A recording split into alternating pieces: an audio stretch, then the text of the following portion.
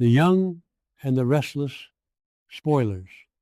Full Thursdays, the 6th of August, 2026. Welcome back to our channel, besties. Today is an absolutely gorgeous Thursday. The sun is shining, the birds are singing, but honestly, we are entirely focused on the absolute madness unfolding on our screens right now because the drama never sleeps. You guys, I am deceased. Stop what you are doing. I am literally shaking. Wait, we need to talk about this now. Oh my God, besties. Okay. I am literally filming this while I am running errands, dodging shopping carts in the grocery store parking lot because I just had to jump on here and vent.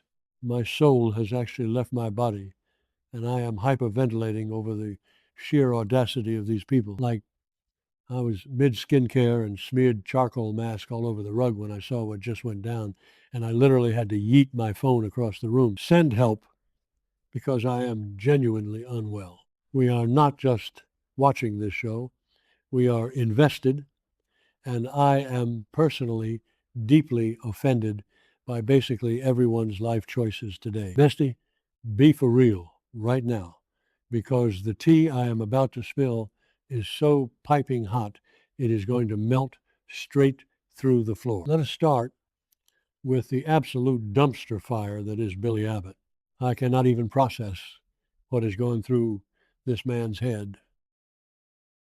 Billy is officially on my do not perceive list. I am so done. He is straight up betraying Sally Spectra, and not just a little betrayal, he is going straight to the top of the evil food chain. Billy Abbott is literally going to reveal Sally's secret to Victor Newman. I am screaming. How could he do this? After everything Sally has been through, after the devastating trauma of losing baby Ava, the false alarms, the constant stress of just trying to survive in Genoa City, Billy decides that the best course of action is to weaponize her secrets and hand them over to the mustache. It is giving major villain energy, and honestly, it is so unhinged. I am genuinely sick to my stomach over it. Billy is supposed to be the one protecting her, or at least acting like a decent human being, but no, he is spiraling into this bitter, paranoid mess, and Sally is the one who is going to pay the price, manifesting a total dumpster fire by the next update for Billy, because he deserves whatever karma is coming his way. Wait, backtrack for a second, I missed a step. Before we even get into the fallout of Billy's absolute betrayal, we have to talk about the emotional devastation happening over at Crimson Lights. Oh, hold on. I should have mentioned this earlier, but my brain is moving 1,000,000 miles a minute. Noah Newman is leaving. Yes, you heard me. Noah is packing his bags and fleeing the absolute chaos of Genoa City to go back to Los Angeles with Sienna Bacall. And let me tell you, the scene with Sharon is straight up breaking my heart into 1,000,000 tiny little pieces. Noah is standing there looking all anxious, and he tells Sharon that he is worried, she is sad about him leaving town. And Sharon, bless her heart, tries to hold it together. She tells him, you were so understanding earlier, but then the facade completely crumbles. Sharon admits that she absolutely hates it. She says the house is going to feel so incredibly empty without him and Faith there. And honestly, can you blame her? Sharon has been through literal psychological warfare lately, especially with the whole Matt Clark situation. And now her baby boy is leaving her. I am crying in the club right now. Noah tries to make her feel better by reminding her that Mariah Copeland is still at the house, so she will have her around, which, okay, valid point, but Mariah is currently going through her own massive crisis, facing legal threats from Devin and crossing paths with psychopaths, so it is not exactly a relaxing roommate situation. But anyway, Noah is adamant that he wants a clean break. He literally begs Sharon and Mariah not to tell Nick that he is leaving. He wants to sneak out the back door of Genoa City without facing his dad, which is honestly so unhinged because Nick is literally sitting in a rehab facility fighting for his life right now. How are you just going to leave without saying goodbye to your dad, who is currently battling a severe fentanyl addiction? Make it make sense, Noah.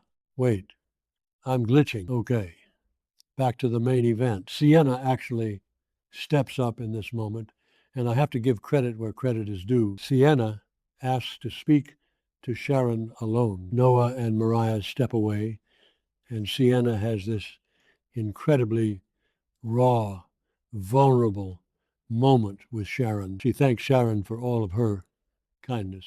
She looks Sharon dead in the eye and says, I will never forget it. You did not have to accept me, but you did. And honestly, the tears were flowing. Sienna then drops a massive truth bomb and admits that she actually tried to convince Noah to stay in Genoa City. Did I say that yet?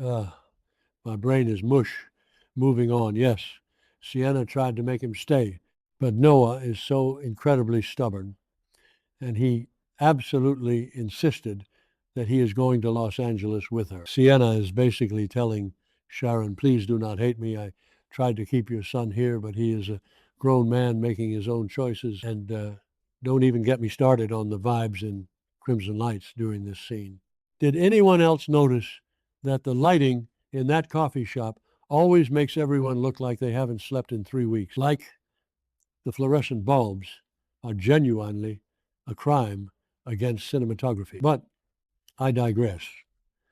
Let me focus. So Noah and Mariah come back from wherever they went, and Sharon goes full mom mode.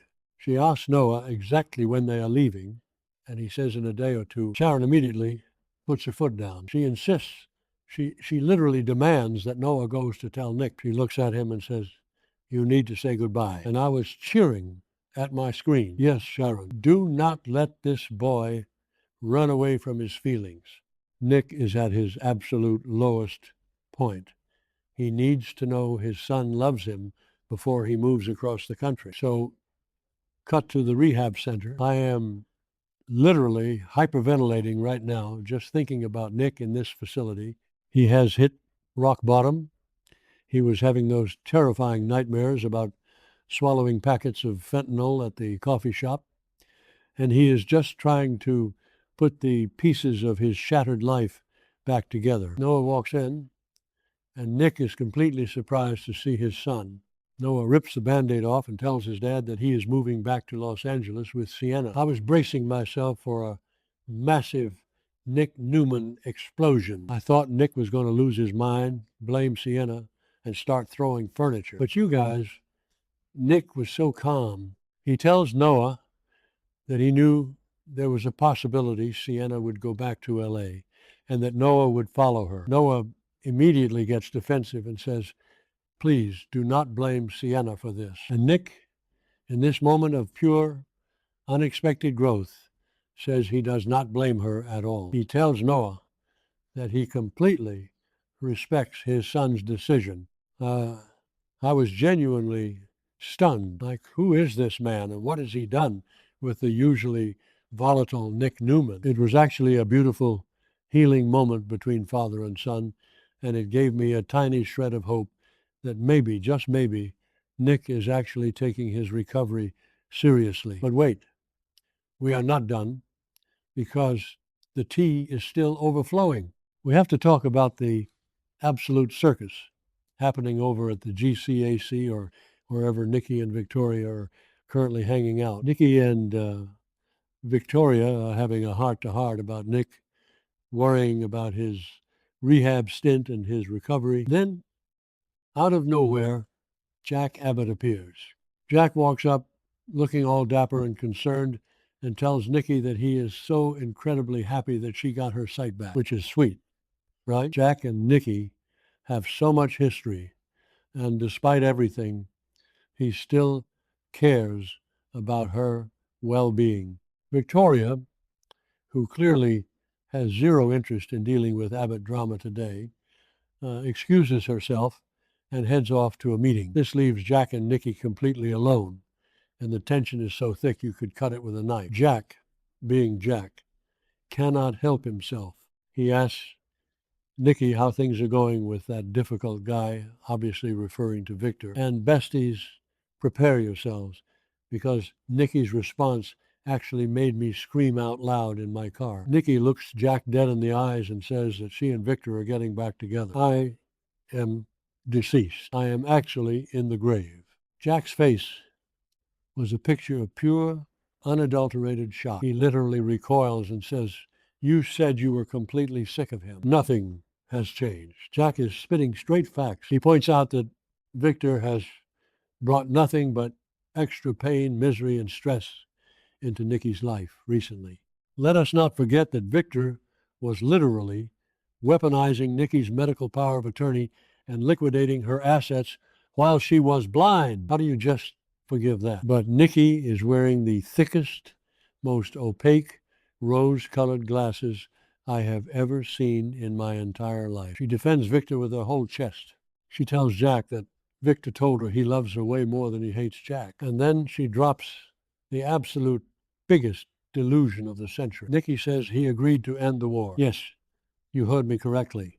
Nikki Newman genuinely believes that Victor Newman is going to end his decades-long, blood-soaked feud with Jack Abbott just because he promised her he would. I am laughing so hard I am crying. Victor Newman ending a feud? That man would rather cut off his own arm than stop torturing Jack Abbott. Nikki says that the only reason she agreed to get back together with Victor is because he promised to stop the war. Bestie, be for real right now. Victor is probably plotting Jack's downfall in a dark room right this very second. Jack, who's clearly exhausted and probably realizing that talking sense into Nikki is like talking to a brick wall, just takes a deep breath. He looks at her completely defeated and tells her that he will try his best to accept her decision. The restraint this man showed. If I were Jack, I would be shaking her by the shoulders, screaming, "Wake up!" But Jack is trying to take the high road, even though we all know this is going to end in absolute tears and destruction. I'm calling it right now. The villain arc is about to go nuclear. Victor's going to take whatever secret Billy Abbott gives him about Sally Spectra, and he is going to use it to cause maximum chaos, all while pretending to be the perfect, peaceful husband for Nikki. The hypocrisy is actually staggering. And poor Jack is sitting at home dealing with Diane's paranoia and Patty Williams' psychotic blackmail, while Victor gets to play the hero. Absolutely not. I will not stand for it. They are officially on my do not perceive list. I am so done manifesting a total dumpster fire by the next update, because there is no way this fragile piece lasts more than 5 minutes. The sheer audacity of these storylines has me physically vibrating. I need to go lie down in a dark room and process my emotional damage, because this specific betrayal personally attacked my soul. Stay safe out there, besties, because Genoa City is a literal war zone right now, and I am not okay.